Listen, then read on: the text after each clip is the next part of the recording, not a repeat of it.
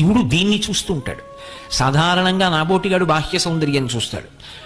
వాళ్ళు బలంగా ఉన్నారా, బలహీనంగా ఉన్నారా, వాళ్ళకి డబ్బు ఉందా, వాళ్ళకి డబ్బు లేదా, వాడు అధికారి కాడా, ఇటువంటివన్నీ నాబోటిగాడు చూసేవి.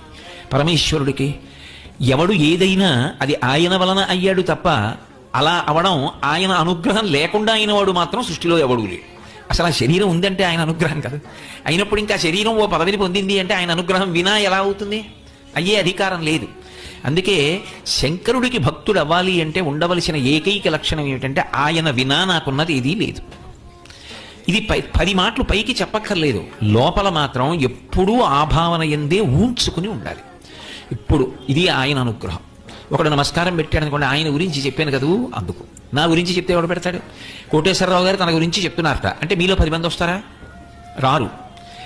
మీరందరూ ఇంత కష్టపడి ఇంత దూరం ఇంతంత ప్రయాణాలు చేసి వచ్చి ఎందుకు కూర్చుంటున్నారు? నేను పార్వతీ కళ్యాణం చెప్తున్నాను కాబట్టి. నేను అలా నడిచి వెళ్ళిపోతుంటే మీరు నాకు నమస్కారం చేస్తారు. నేనెవరో మీకు తెలియదు, నేను ఎక్కడుంటానో తెలియదు, నాకెంతమంది బిడ్డలో మీకు తెలియదు, నేనేం సంపాదించానో మీకు తెలియదు, సంపాదించలేదో మీకు తెలియదు, నా జీవన విధానం ఏమిటో మీకు తెలియదు. అయినా నేను కనపడితే నమస్కారం పెడతారు.